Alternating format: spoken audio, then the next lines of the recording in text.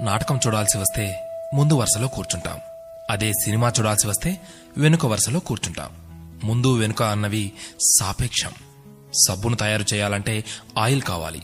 అదే చేతికి అంటిన ఆయిల్ని పోగొట్టుకోవాలంటే సబ్బు కావాలి. చిత్రంగా ఉంది కదూ, జీవితం కూడా ఇంతే.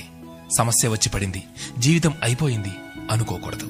దానిని ఓ మలుపుగా భావించాలి. ఈ ప్రపంచంలో ఇద్దరు ఆనందిస్తారు. ఒకరు పిచ్చివాళ్లు, మరొకరు చిన్నపిల్లలు. గమ్యాన్ని చేరుకోవాలంటే పిచ్చితనం కావాలి. చేరుకున్న గమ్యాన్ని ఆనందించాలంటే చిన్నపిల్లలైపోవాలి. తాళంతో పాటే తాళం చెవి కూడా తయారు చేయబడుతుంది. ఒకటి లేకుంటే రెండోది తయారు కాబడదు. అలాగే పరిష్కారం లేకుండా సమస్య కూడా రాదు. తోటా కంటే శక్తివంతమైనది మాట.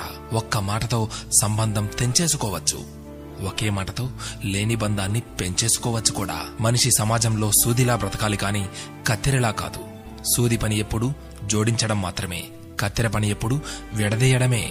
అందరినీ కలుపుకుంటూ బ్రతకాలే గాని కత్తెరలా విడదీస్తూ కాదు. నిజాన్ని మార్చే శక్తి ఈ ప్రపంచంలో ఎవ్వరికీ లేదు. కాని ప్రపంచాన్ని మార్చే శక్తి ఒక్క నిజానికి ఉంది. నీవు సంతోషంగా ఉన్నావంటే నీకు సమస్యల్లేవని కాదు, వాటిని ఎదుర్కోగల శక్తి, ధైర్యం నీకున్నాయని అర్థం. స్నేహితుడిని నీ దుఃఖ సమయంలోనూ, యోధుడిని యుద్ధంలోనూ, భార్యను పేదరికంలోనూ, గొప్ప వ్యక్తిని అతని వినయంలోనూ పరీక్షించాలి. చేసిన తప్పుకు క్షమాపణ అడిగినవాడు ధైర్యవంతుడు. ఎదుటి వారి తప్పును క్షమించగలిగిన వాడు బలవంతుడు. కష్టం అందరికీ శత్రువే, కాని కష్టాన్ని కూడా చిరునవ్వుతో స్వీకరిస్తే అది సుఖమై నిన్ను ప్రేమిస్తుంది. ఓటమి లేనివాడికి అనుభవం రాదు, అనుభవం లేనివాడికి జ్ఞానం రాదు. గెలిచినప్పుడు గెలుపును స్వీకరించు, ఓడినప్పుడు పాఠాన్ని స్వీకరించు. ఓడిపోయి విశ్రాంతి తీసుకుంటున్నప్పుడు ఆ ఓటమి నేర్పిన పాఠాన్ని చదువుకో. నీవే గెలుస్తావు. ఎవరికైనా ఉండేది రోజుకు 24 గంటలు మాత్రమే.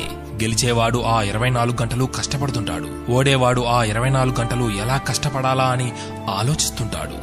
అంతే తేడా. గెలవాలన్న తపన, గెలవగలను అన్న నమ్మకం, నిరంతర సాధన, ఈ మూడే నిన్ను గెలుపుకు దగ్గర చేసే సాధనాలు.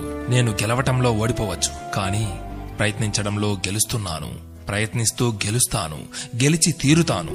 స్వయం కృషితో పైకొచ్చిన వారికి ఆత్మవిశ్వాసం ఉంటుంది గాని అహంకారం ఉండదు. ఏమంటారు?